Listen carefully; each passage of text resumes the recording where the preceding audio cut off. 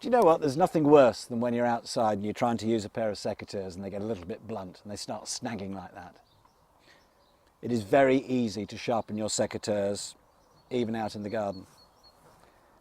They have a bevel edge and a flat edge. They're the only two edges that you need to look at.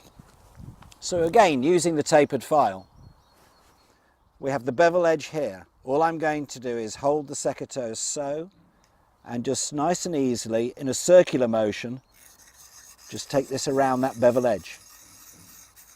Don't do it fast, there's no need. If you do it nice and slowly, you can see exactly what you're doing and you're taking the same amount off all the way around that blade.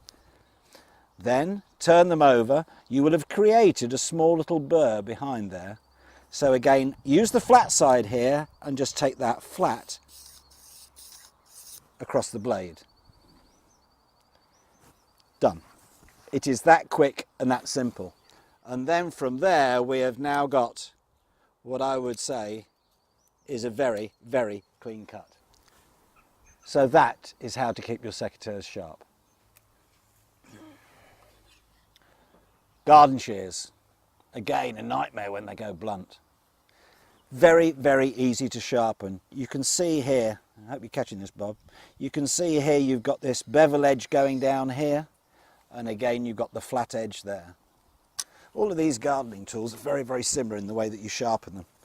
So what I like to do is just level off that bevel edge so you're almost looking down flat on it. So I'm coming down flat here with the flat side of the tapered file.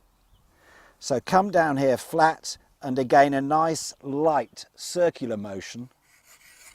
Just take that down the length of the blade. I can see immediately where I'm cutting.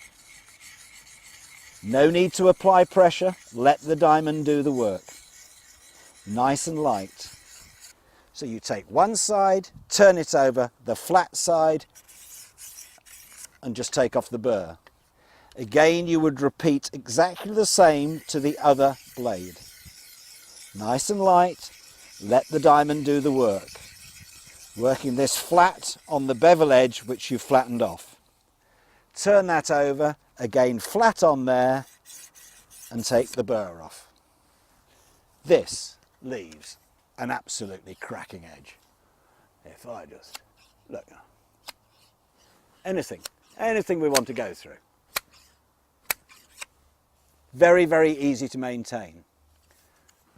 Once we've sharpened our shears like this, because these particular blades are usually fairly dirty, you will find that if you've been using the tapered file dry, it will begin to clog.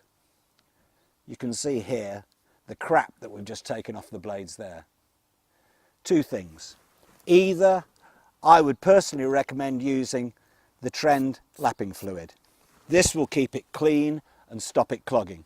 You can see how quickly that just takes the clogging out. However, sometimes you're not going to be walking around in the garden with a bottle of this in your pocket.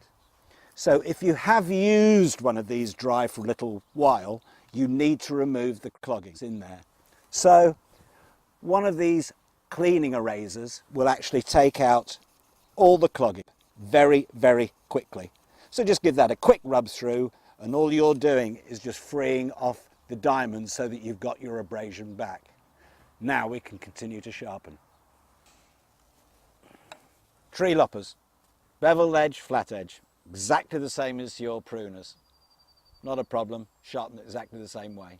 Very quick, easy to maintain. Axes. Oh, that's a heavy one. I don't know if we can get in on this, Bob, but what I'm going to do, because this is a particularly rusty, nasty axe, mainly because it's Allen's, I'm going to put some fluid on this because this could be a little bit messy.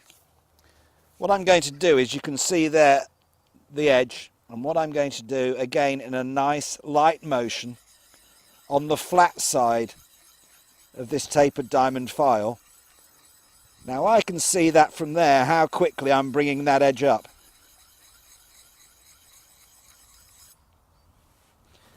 Have you got that?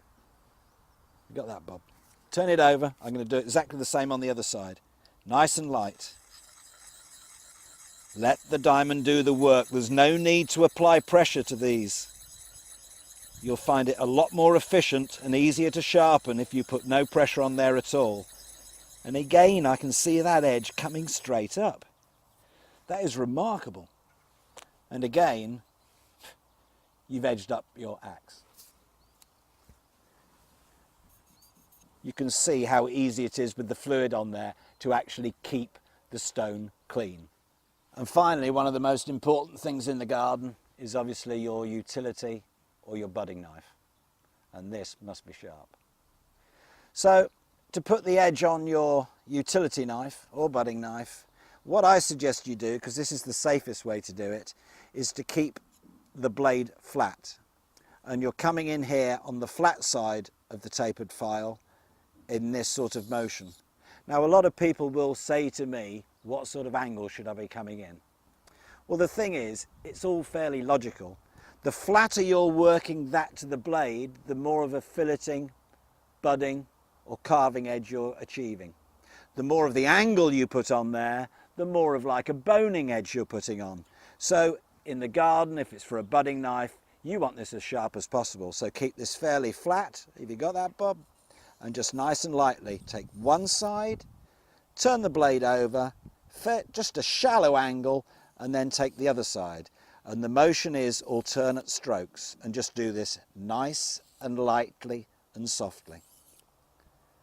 Don't have to do it fast, and you certainly don't have to do it hard. And you'll find in 2 or 3 strokes that you've really achieved a very, very nice edge on there. And hopefully, if I can just demonstrate with a piece of paper, and the idea is that you're achieving this sort of edge on there, and that is what you want from your knife. Now we find ourselves in the kitchen. If there's one thing that I'm continually being asked to sharpen, it's pairs of scissors, and it is not that difficult. We have a bevel edge and a flat edge. Now what I like to do is actually rest the blade on a work surface or a tabletop.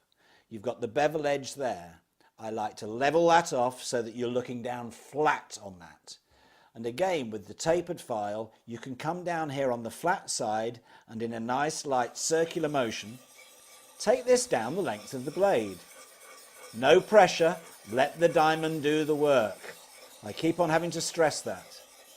When you're doing this, you'll see where you're cutting on the edge. If you're not quite achieving the edge, do not try and move the file all over the place to get to the edge.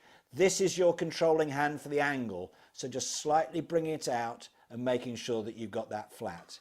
So take that down one side, turn it over, and when you've put the burr on, just take the burr off that. And again, do it to the other blade. And you'll find that very, very quickly, you will be able to get an edge on those scissors like so. And that, I'm sure you'll agree, is quite a keen edge. Sorry about the floor, Alan, but that's the way it goes. Okay. Serrated knives. Serrations here, like a bread knife, any knives like that, a great problem for people when they're trying to sharpen them. A lot of people don't. So the beauty again in here is that you will find that that is quite a steep bevel edge. So what I would do is put that first serration so on the tapered file. And all I'm going to do is move it up and down so, and believe it or not, that would be sharpening that serration.